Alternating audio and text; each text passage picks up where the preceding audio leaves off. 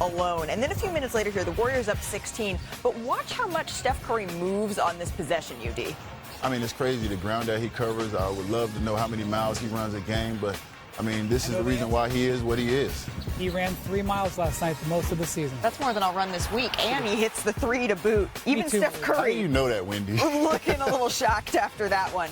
A few minutes later here, Ja Morant. 9-6, This was insane, Brian. Hey, listen, the Grizzlies fought really hard in this game. They didn't deserve the way this turned out. An incredible finish here from Ja Morant, but Memphis would trail by 12 at the half here. Going ahead to the third quarter, this was a scary moment here for the Memphis Grizzlies. Ja Morant drives, and then he appears to just twist his right ankle here. He goes down clearly in pain. He would leave the game, get some attention here on the sidelines, and he remained on the sidelines here for several minutes. He took Advil. Advil is... That was the treatment that he got. Important to take more on this later, but he comes back into the game. Ja Morant, he was limping when he came back in, but not on that play. Look, though, he really is hobbled in this one. Steph Curry shaking out that finger, that thumb that he's had all wrapped up, but even all wrapped up, you can't hold him down. Steph Curry hits a huge three-pointer here. But Memphis, they would respond. Down 4 here. Great tip out by Ja, Bane in the corner. Desmond Bane, he was huge for Memphis. Gets this game within 1. And then under 2 minutes to play here, Golden State up 2. Nice play from Golden State. Curry. Handoff. Hits that corner 3. Golden State up 5 and feeling it. A minute later, back to a 3-point game. Curry. Dribble handoff. Series of ball fakes here. 3 ball fakes. And then he nails it. Golden State back on top here. But one more chance. 3-point game here for the Memphis Grizzlies. I need to go to my Mississippi meter. 1 Mississippi, 2 Mississippi, 3 Mississippi, 4 Mississippi, 5. Was it a 5-second violation? Well, that's what was called. Golden State gets the win. Here's Jimmy Butler on his new partner in crime. Every team has a chance if Steph's on the team. So I get to play Robin. That's my Batman, and I don't know who else is. We got all the villains over there, Two-Face and Joker and Riddler, everybody else in the Western Conference. But we got a lot of games to win. He's been here before. He understands the nerves and the adrenaline and the expectations, and none of that rattles him. You can tell he's a dog and a winner and loves these type of environments, and it brings the best out of him. What does the nickname Playoff Jimmy mean to you, though? Yeah, he's different. He's different. Oh, just how different. What does it mean when the Warriors decide to add some firepower and get Jimmy Butler in the lineup?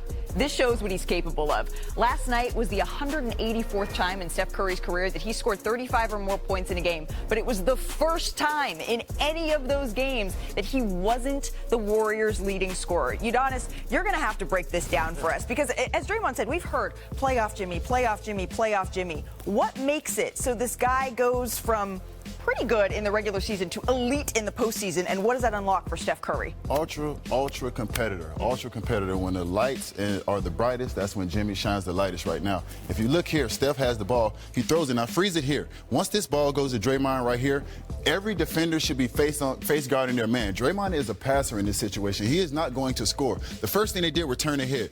Jimmy is an underrated cutter. I think he doesn't get enough credit for the way he cuts to the basketball. He sees plays and he's ahead of those plays. Now you get back. We talk about Jimmy. I love that they freeze it here. They set Steph to set the pick and roll, so they know his man is not going to hedge off him. That means Jimmy's going to get 2 feet in the paint. This is when Jimmy feels the most comfortable, but Jimmy is a pass-first guy. He finds Draymond. This is the symbiotic relationship that they've had for years. Steph coming off that pitch, we've seen that over and over. Game time. You know what it is. Chef Curry does what he does best. These guys, I've never seen 2 guys that have not played together seem like they've played together forever. Right. They've literally just really built the relationship and fast-tracked it to see that they've, like he's been there the whole time. So right. I love what they've been able to do offensively.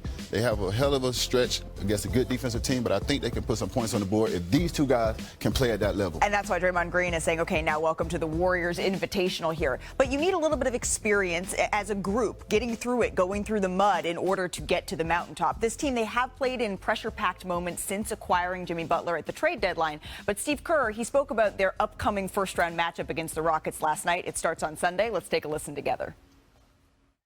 I tried to downplay it a little bit before the game, but we desperately needed to win this game and get 4 days. Our guys have been basically playing knockout games for about 3 weeks, and one high-level game after another. We get to go to work and try to beat a great team in a 7-game series. There's nothing better. Okay, so the Warriors have some experience in this matchup, and the odds makers are leaning in that direction. Golden State favored to win this series, according to ESPN Bet. Now, the Warriors are the second 7 seed to be favored over a 2 seed in the first round in the last 30 years here.